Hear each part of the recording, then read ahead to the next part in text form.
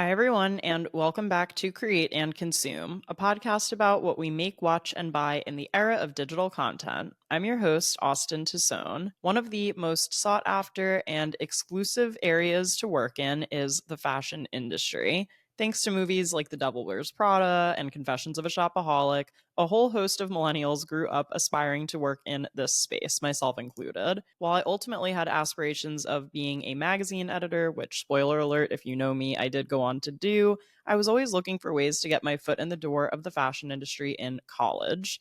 Internships are an obvious way to make connections, but they're not always realistic for everyone.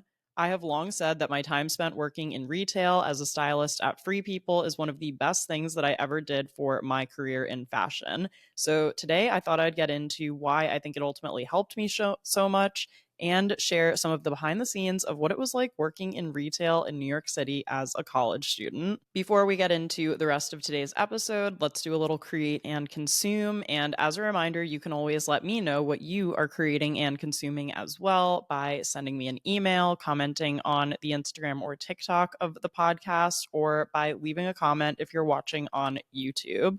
As far as what I've been creating this week, it is New York Fashion Week still at the time that I'm recording this. And last Friday, I went to the Snow to Gao presentation, which their flagship store is in the Lower East Side on Bowery. And they invited in editors and influencers for appointments. In the past, they have done runway shows, they've done presentations, and this year they had appointments scheduled where you could go in and see the collection.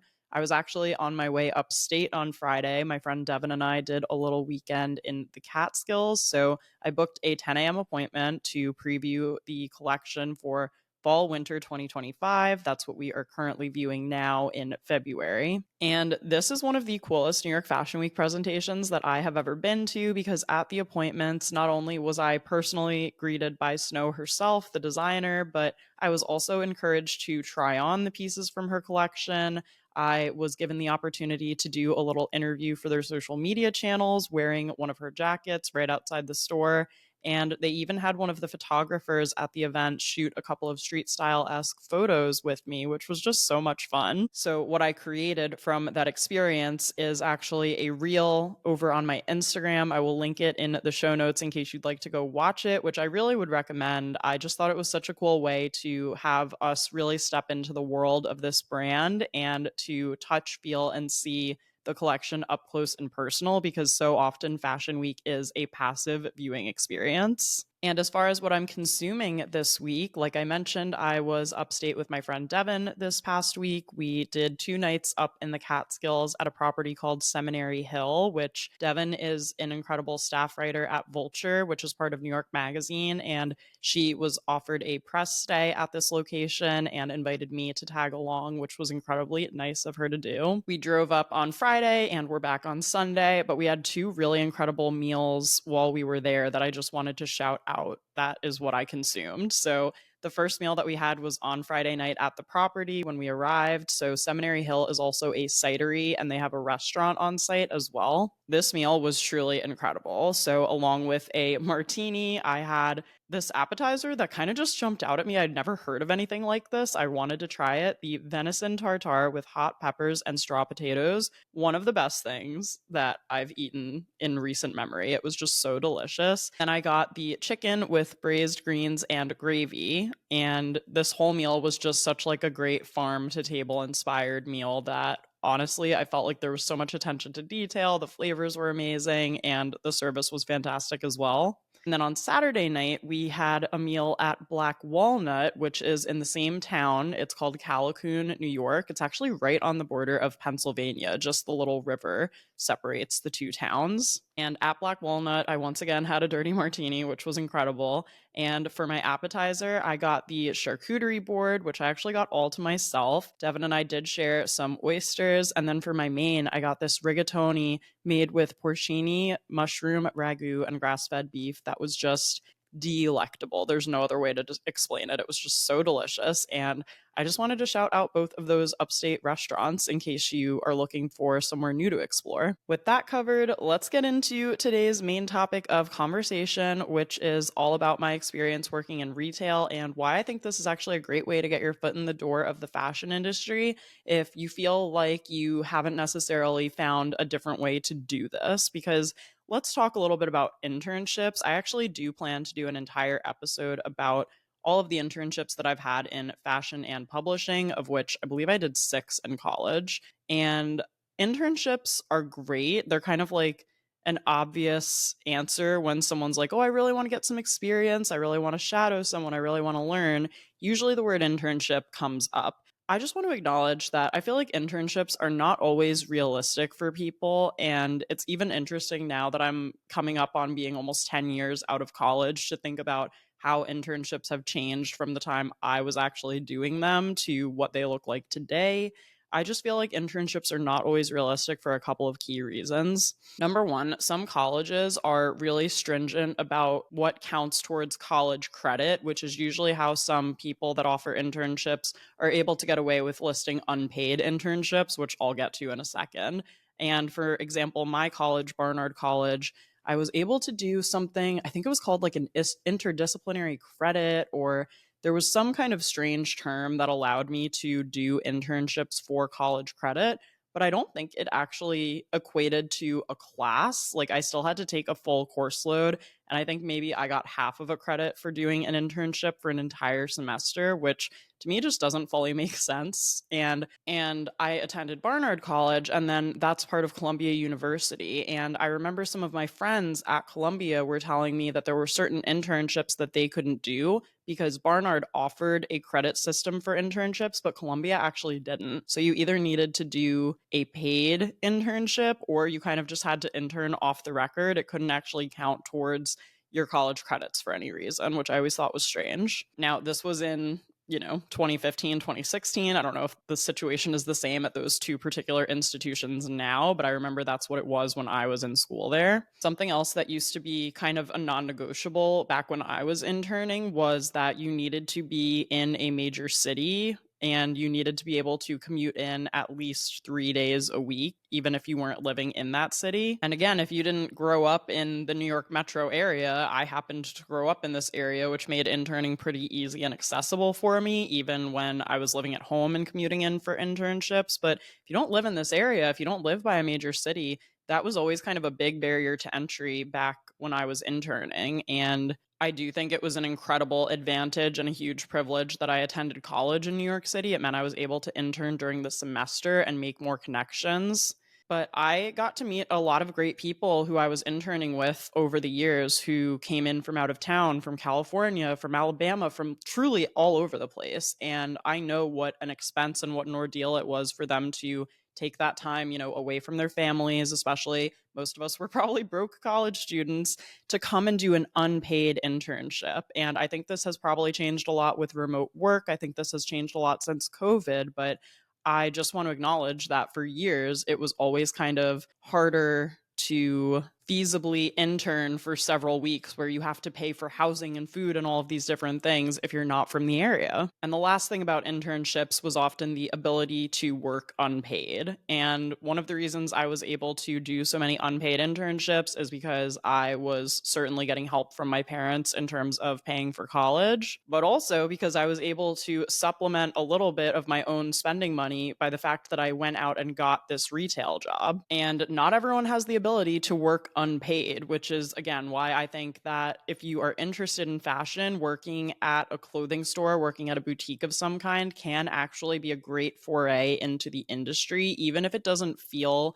like it's the most direct step. And even if it's not quite what you see yourself doing, there are so many reasons why working in retail really changed my perspective and opened some doors for me in terms of working in fashion. So if you're listening to this and you feel like internships have been competitive or not the right fit or not local to where you live, and I mean, pretty much everywhere has some type of retail location, like brick and mortar storefronts, where people are always looking for seasonal workers or people who can kind of just jump in from time to time, retail can honestly be a great way to get paid and to be adjacent to fashion.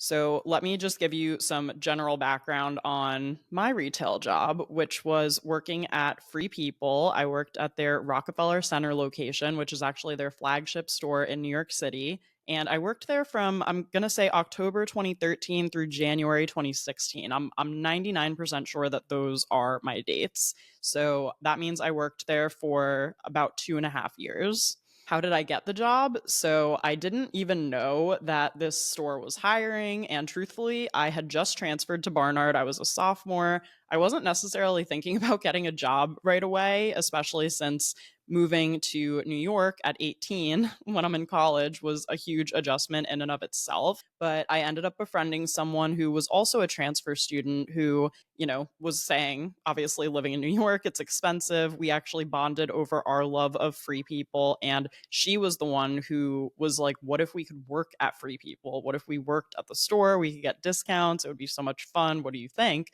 And I was like, yeah, I mean, I would definitely at least go in for an interview. I think even the experience of interviewing for, again, a retail job, a job of any kind, is something that is a skill that you can always kind of hone and develop. And you just never know where even those introductions could lead you, even if that specific job doesn't work itself out. So my friend had gotten me pretty hyped up about this. And I remember we went into the store. The first interview that we did, I think, was kind of like a group format. And then I think we might have had a follow-up phone call individually just to ask a couple of other questions about like our availability and things like that. But I do remember they asked us in person, and I obviously wanted to like dress to the nines in Free People style. I'm trying to think when I first discovered Free People because I know they had a store at the Garden State Plaza, which was my mall growing up in northern New Jersey.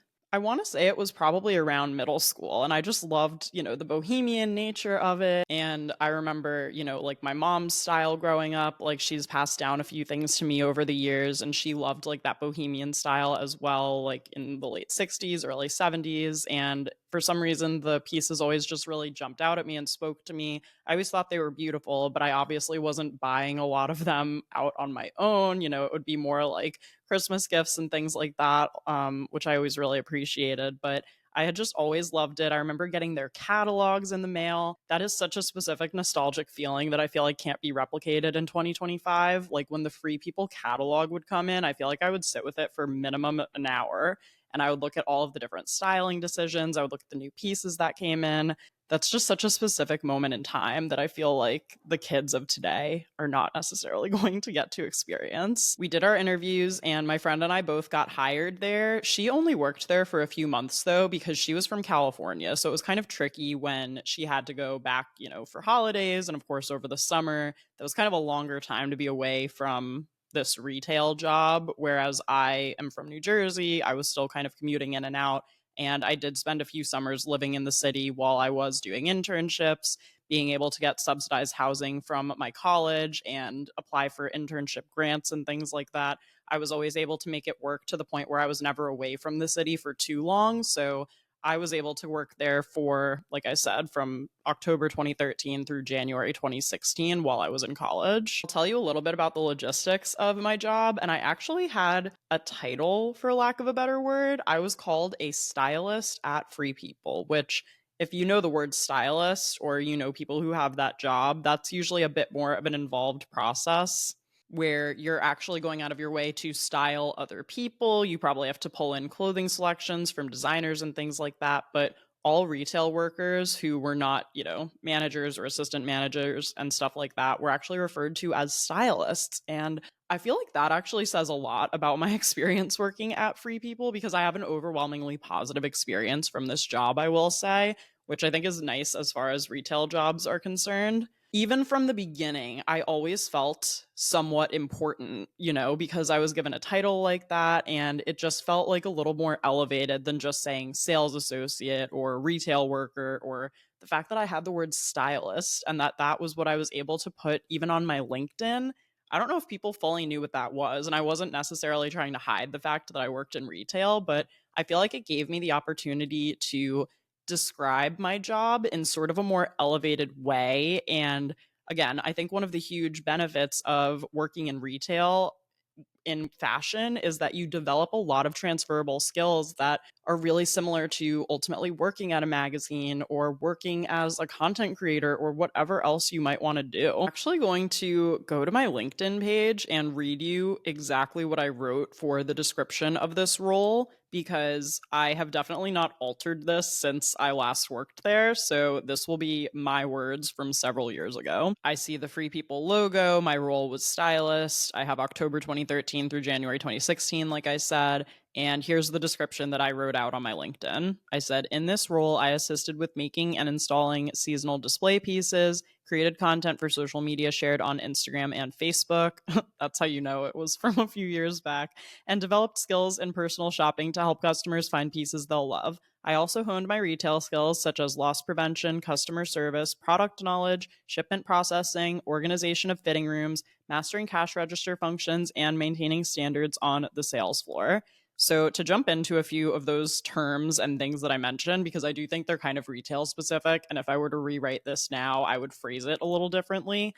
Loss prevention is something we talked about a lot in retail. That was essentially making sure that no one was stealing from the store, which, New York City, sometimes more successful than others. Personally, had very few theft run ins at the store. And for the most part, the people who would come in and try to steal things were not Free People customers. It was definitely people who saw the value in the clothes and would probably try to resell them, if anything. Having product knowledge was basically getting familiar with what we sold in the store, being aware of new arrivals, being aware of best sellers and things like that. I'll talk about that a little more later in this episode.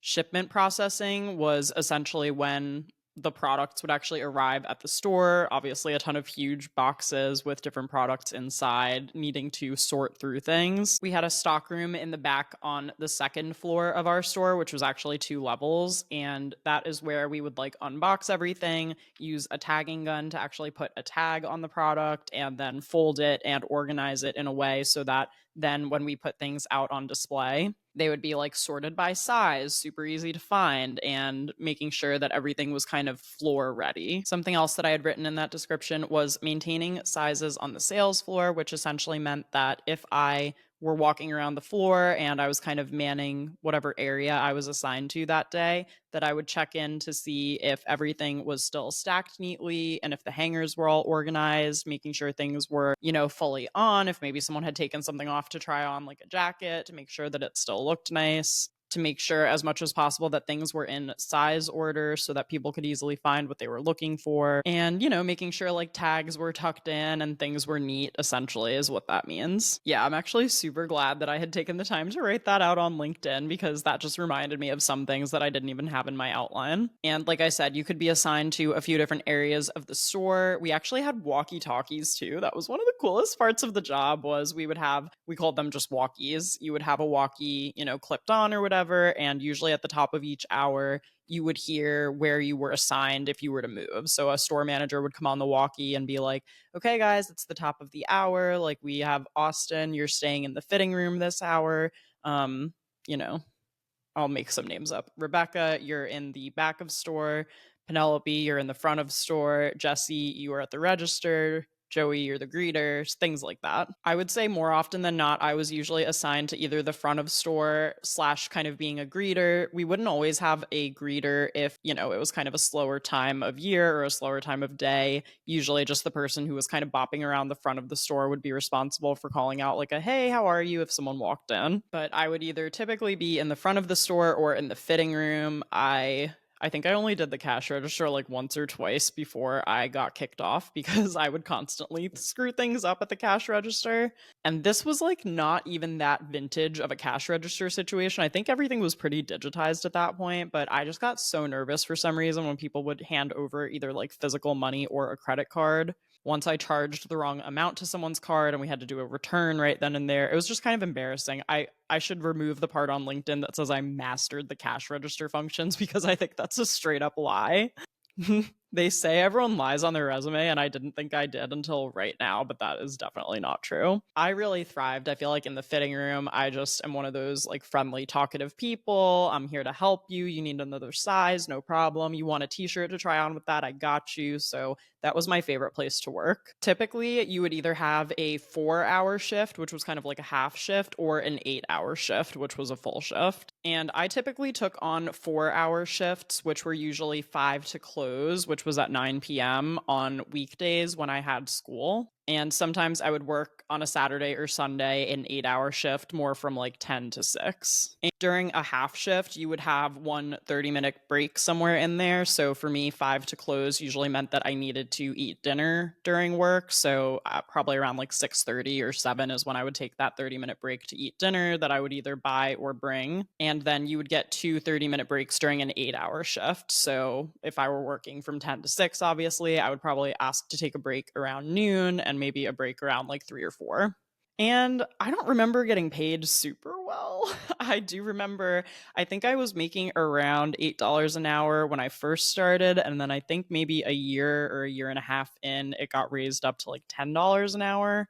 I feel like we also may have made time and a half on holidays, if I'm not mistaken, but we did not work on any commission, which I think was good. Obviously, it would have been nice to earn commission, but I feel like that's more common for more luxury geared stores or for like more smaller boutiques. For me, it just meant there was no competition, quote unquote, between me and my salespeople. Like they would track our sales. And, if I made the third most sales that week, which I rarely did because I did not work as often as like managers and assistant managers worked, or anyone who was kind of at Free People for like up to 40 hours a week. If anything, I was definitely part time. So I was never really working more than 20 hours a week. What I mean to say is that there really just wasn't any competition in terms of making sales with my coworkers. However, even though I wasn't making a ton of money, the absolute best perk of this job was the employee discount, which was 40% off of everything and not just at Free People. So Free People is technically owned by the Urban Group, which is spelled R, no, not R, URBN.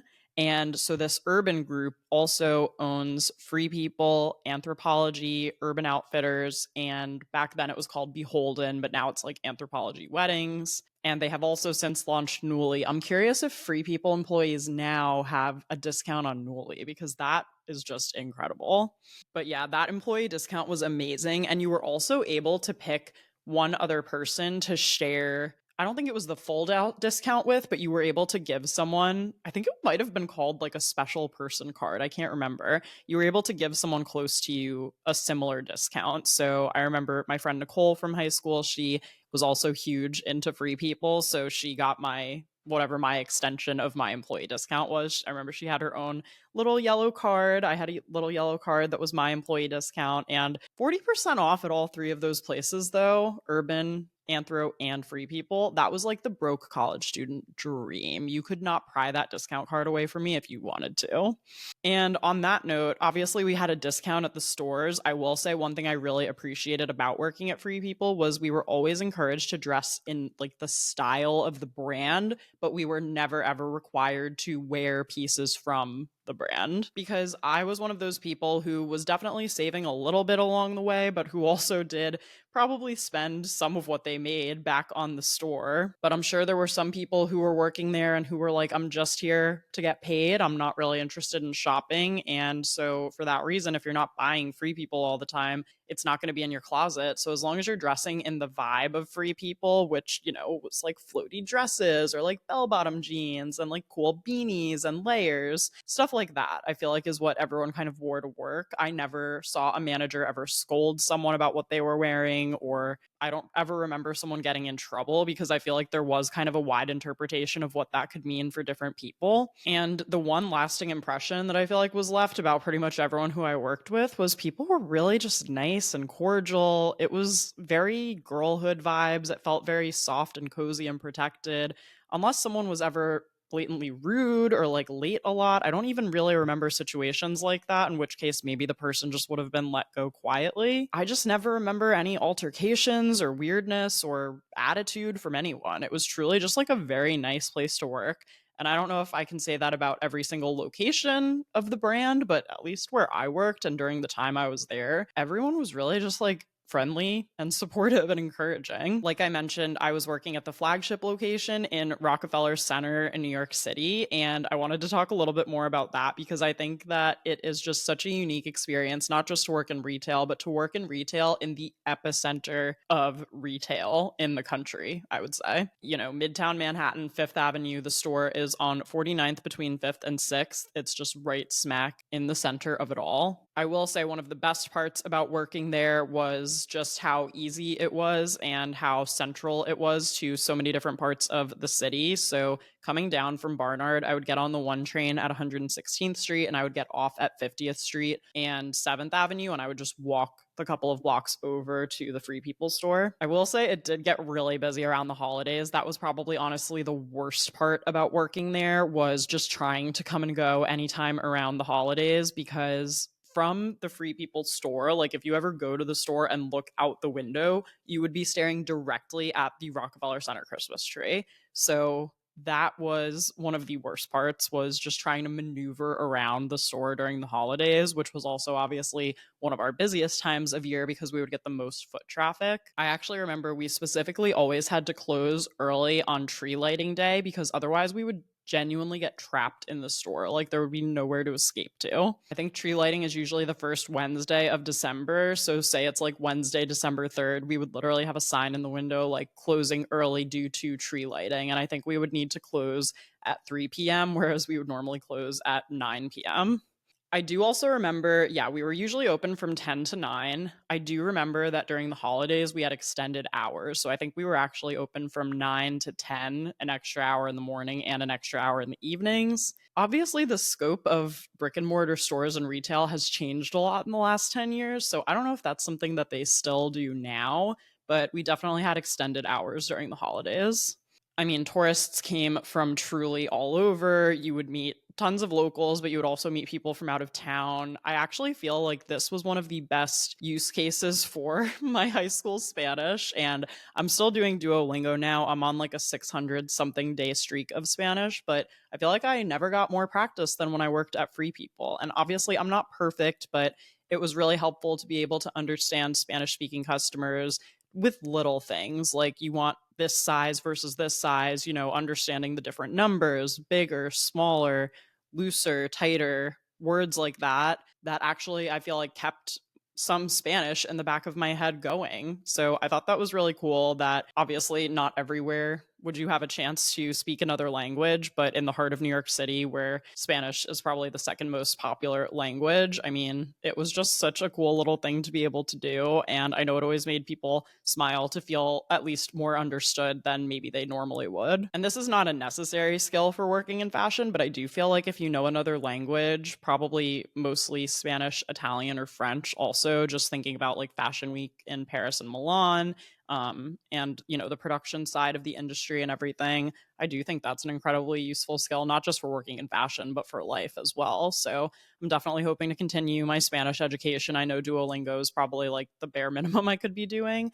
So if you guys have any suggestions for the holidays, like I said, we're obviously our busiest time of year, and we would actually be, I think, required if we wanted to stay on, with like very few exceptions. And I think this was one of the issues that my friend I was telling you about ran into, was that we had to work 3 out of 6 holidays to kind of keep our jobs and to kind of just show that we were around. The holidays that we had to choose from were like the day before Thanksgiving and Black Friday, Christmas Eve and the day after Christmas, and then New Year's Eve and New Year's Day. I had always requested to work Black Friday because Black Friday was actually fun. I'll tell you a little bit about that. And then New Year's Eve and New Year's Day. Once I remember I got stuck working Christmas Eve morning and it was so awful. Like, that's just my cozy time, like the time that I really value being home and being with my family.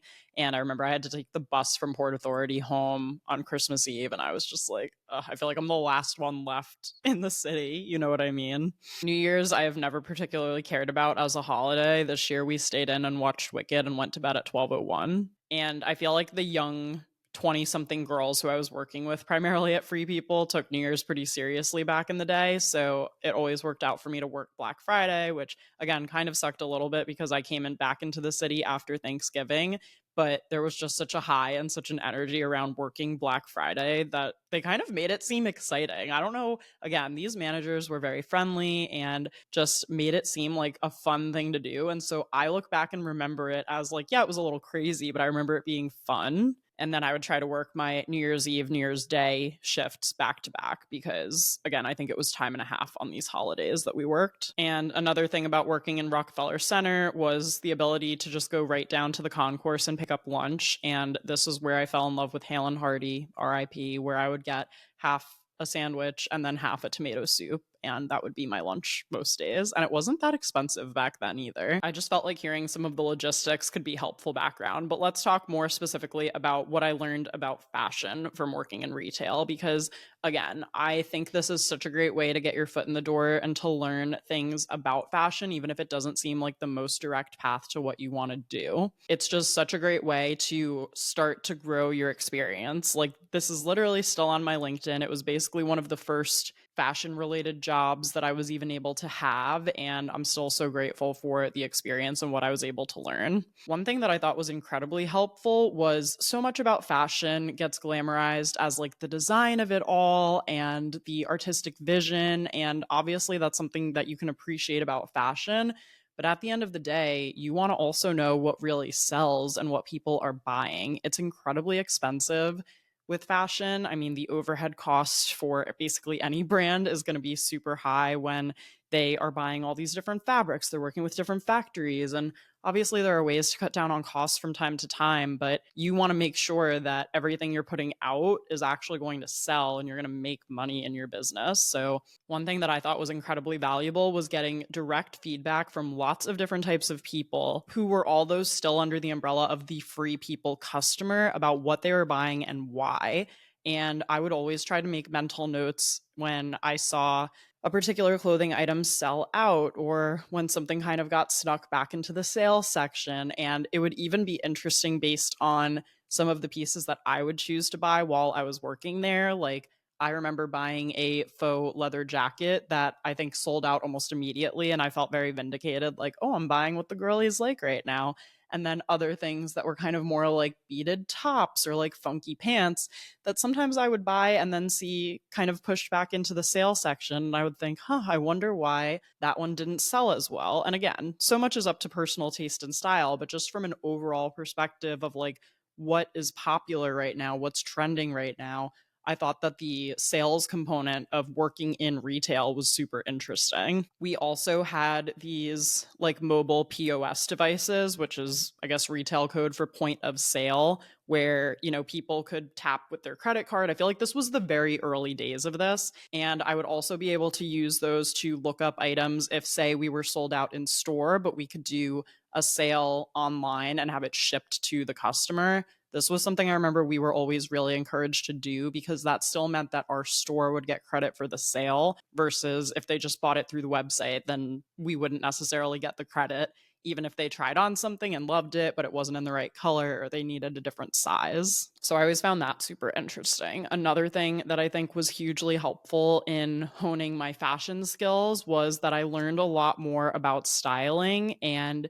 I always felt like I kind of had an intuitive sense of when something looked good and when something didn't, understanding proportion in fashion, and really being able to test out my styling capabilities on real people and use my expertise to talk about things like fit, like color, like fabric, and just really start to get better acquainted with the terms of fashion. One of my biggest pet peeves today with fashion influencers is when they use the wrong term to describe something in terms of fabric. Like, it actually does not take that long to look up the proper name for something if you're not sure about a knit, if you're not sure about a pattern. I don't know. The other day I saw a girl pull up a sweater and call it a cable knit sweater when I know that that's not a cable knit sweater just because that's a very particular type of knit and pattern. I just feel like it's so easy to get lazy with the terminology these days, especially because we're all trying to churn out content so quickly. But I appreciate when I hear someone say, "Oh, I looked up what this was and I realized that it's not just a an accordion fabric, they're called Fortuny pleats," or things like that. And again, this might be a little bit snobby of me to say, but I think learning the proper names of everything, again, getting familiar with fabric composition, how things laid, what different colors and things like that, from a styling standpoint, especially for me, as I was always styling myself for my blog, which I had started the year before I started working at Free People, it just taught me a lot about how to dress not just myself, but like the real customers who were coming into the store, giving them suggestions and really establishing myself as an expert in styling and specifically in the Free People brand too. There are so many posts from the early years of my blog, especially, 2013 through 2015, I would say, where the word Free People is used and where I'm wearing pieces from Free People. I think it definitely shaped my style. And because I had a discount, I was able to buy and wear more cool current clothing that I do think helped me stand out as a blogger and content creator. Also, like I mentioned on the LinkedIn, we did have I think she was a manager who was like sort of social media adjacent. This again shows how much things have changed over the years that we didn't really have a dedicated social media person for the Free People retail locations. And back in the day, they also had their own individual accounts. Like I remember we were Free People Rock Center for the longest time. There was also like Free People Soho. Every single different store had their own Instagram. And I remember at a certain point, they were like, nope, we're done with that. But it was cool because sometimes I would get to be either like the model for something we wanted to post on Instagram, like if we got something new in the store, if something was back in stock, if there was something that was maybe more unique that we wanted to show off that people weren't buying as much, we would try to like shoot content similar to that. And then the best part was when Free People, like the at Free People account, would repost something from at Free People Rock Center, especially if they would tag me, because I remember that happened once. Ironically, it was kind of a picture of my butt. It wasn't really, but it was kind of just like it was like a headless crop where from maybe like my shoulders down to I guess right above my knees, we were showcasing this cool tunic thing that was like split from the side, and I had an arm cuff and I was wearing jeans. But yeah, I remember Free People tagged me in that one, and I couldn't believe how many followers I got from it. And this was, again, back in probably 2014, 2015, if I had to guess. But again, it was a cool way to kind of get exposure because you never know, especially with social media now, if something can go viral, what people might notice, if there's an opportunity to get featured on an already established account.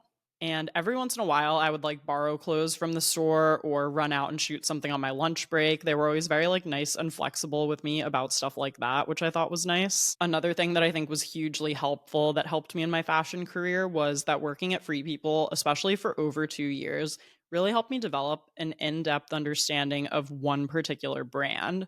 And I think this is helpful whether you want to work for a fashion brand or for a magazine or even for a new media company that's all fashion centric, to learn the voice of a brand. The same way, even when I was working at Nylon, I learned the voice of that publication, the type of reader I was speaking to, the type of person I'm helping dress at Free People, really getting into a brand's world and being able to clearly communicate what the brand represents, how things fit, fabric, again, all of those different things. I basically became an expert at Free People for those 2.5 years that I was working there.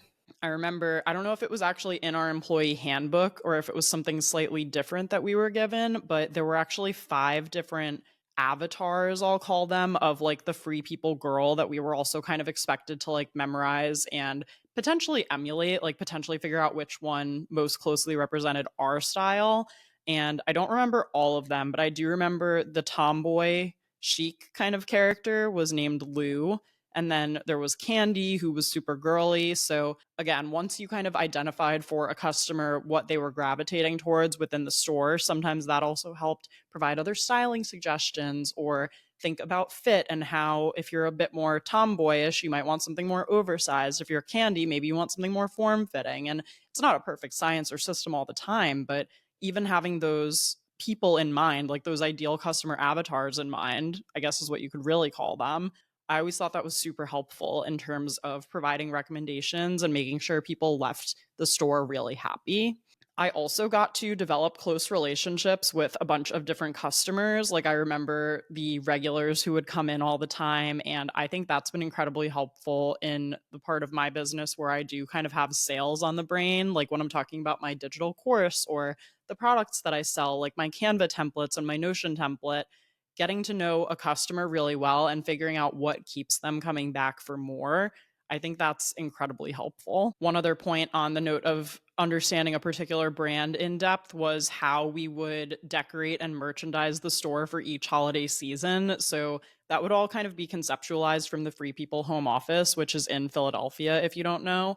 And we would get in the different decorations we were putting up. I did help install a few displays from time to time. Like, that was something I could choose to opt into doing. And I always said yes when I had time.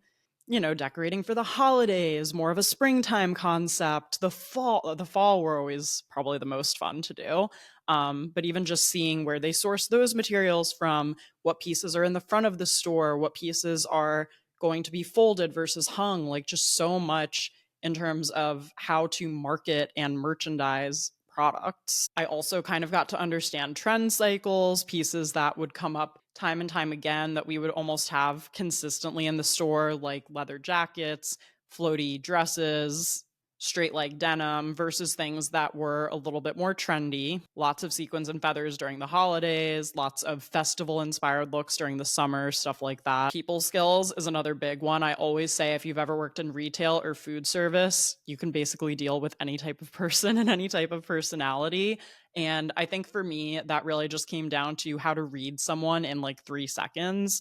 Like I said, I would work as a front of store kind of just hanger outer. I would go through and merchandise and look things up. I would help anyone if they had questions. I could go on the walkie, ask someone to get something from the storeroom. But when someone would first walk in and I would say, like, hey, welcome to Free People. If you need anything, I'm here, or we have a sale going on. Just how someone reacts to that, whether they are the type of shopper who, I'm your new best friend, come with me, I want to look at everything, versus leave me the F alone. I've got my AirPods in, I've got my sunglasses on, and I don't want to talk to you right now. And I think being prepared to deal with customers on both sides of the spectrum, again, was just such good people skills that you don't necessarily learn in other areas of when you're not working in an environment like that. And I just think it's so essential to have people skills, to be self aware, and to be able to read a situation to know how involved you should or shouldn't be. It also confirmed to me that even though they can feel few and far between at times, that there are jobs in the fashion industry where you can get paid for doing something that you love. It really just means that you have to get inventive about where to look for them. Maybe it's not 100% your perfect dream job, but it's a step in the right direction. And that was always just really reassuring to me. And I think most importantly, at the end of the day, I did meet and connect with tons of people who went on to work in fashion or social media or PR in different types of roles. And I think that that is one of the best ways, like I said, again, to get your foot in the door. Because say there's 20 people who work in your store at different times, even if two of those people go on to work at magazines or work in PR or work somewhere else, it's just, say that there were even 20 people at the store. I think we had way more than that just because we had so many seasonal workers and, people who could only work part time. But even from 20 people, if three of those people actually go on to work in house at a brand or work in PR or write for a magazine, that's three more people who work in fashion industry jobs that you wouldn't have known before you did this job. And there are some people who have also moved up within the Free People brand who have gone on to become store managers, who have gone on to work at the home office in Philly. There are so many other ways and routes that you can still use that as a launch pad for other things. And I think, again, making note of those transferable skills on a resume or in your LinkedIn, things, again, like customer service, like understanding trend cycles, like styling and merchandising stores, all of those things can apply to if you're working in the fashion closet at a magazine, if you want to launch your own podcast, if you want to be a trend forecaster, like it really is what you make of it, I think. So I just tried to be a sponge and absorb as much as humanly possible. And I think that I have been rewarded for that later on. And a few years back, I actually wrote a blog post about what working in retail taught me about fashion. And I actually used that to pitch a story idea to Fashionista when I was doing some freelance writing back in, I think this article was published in 2018. And that article, I actually got to interview 8 fashion and beauty editors about how their retail jobs impacted their careers. So it's not just me who's saying this. There are lots of other people in the industry who got their start working in retail. So I'm going to link this article in the show notes in case you guys want to read it. But I thought I would just verbally talk through a few examples to end out the episode. And by the way, a lot of these people are like fashion royalty to me. So it was very cool to get to talk to them. And one of them is actually someone who I interned with at Marie Claire, who is now the editorial director at Who What Wear. But to kick it off, one person I talked to was Rebecca Ramsey, who at the time was the fashion director at The Cut at New York Mag, but is currently a freelance fashion stylist and consultant. For her retail job, she worked at an outdoor retailer in Ann Arbor, Michigan, and what she said about how it helped her fashion career was, I learned how women, not just myself, relate to a garment in terms of their identity. Yes, even with things like Citizen of Humanity, low-rise bootcut jeans.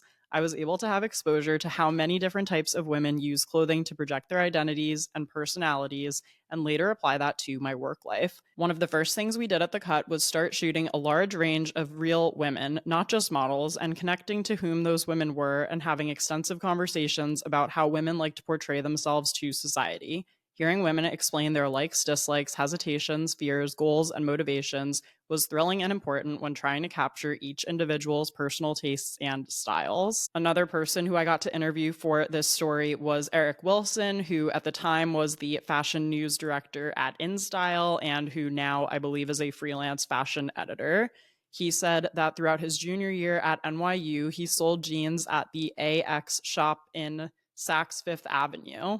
And he got this retail job to save money to spend a summer abroad in Paris. And for the story, he told me, surprisingly, that job had a big impact on how I started writing about fashion. Besides introducing me to some key players who I still know today, including Giorgio Armani, I was able to see the industry from another perspective.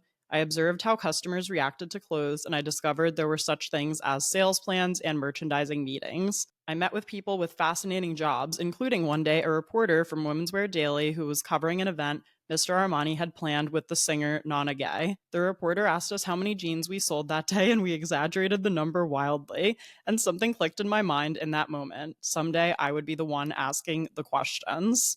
Eric Wilson is such a prolific figure in fashion journalism. Honestly, look him up and his career. He's super interesting. And then lastly, I'll shout out my friend Lauren Egertson, who, like I said, we interned together at Marie Claire, and she is now the editorial director at Who What Wear. The reason I wanted to shout Lauren out is because she actually worked part-time at Free People, but in California.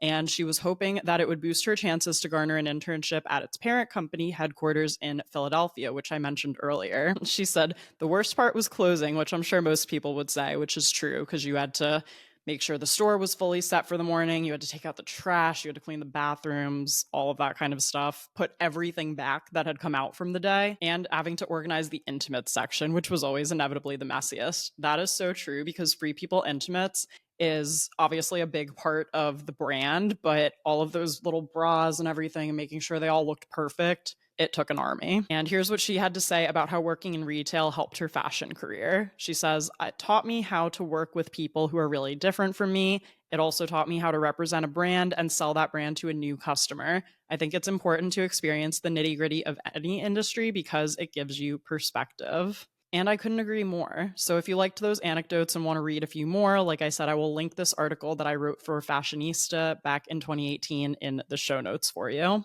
And I remember even when I put in my notice, because I finally got my first paid internship my second semester, senior year of college at New York Magazine, through my friend Devin, who I was actually with this past weekend. It's so crazy how everything comes full circle like that.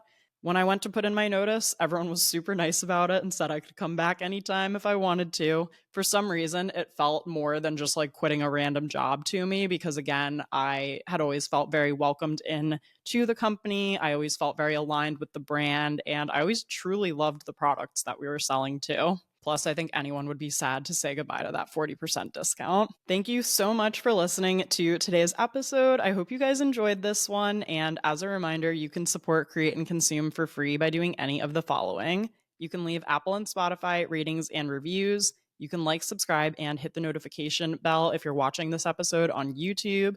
You could follow along at Create and Consume Pod on Instagram and TikTok. You could send this episode to a friend who might enjoy it. And as always, don't forget to check out createandconsumepodcast.com for episode recaps and more. Thanks again for listening, and I'll talk to you soon.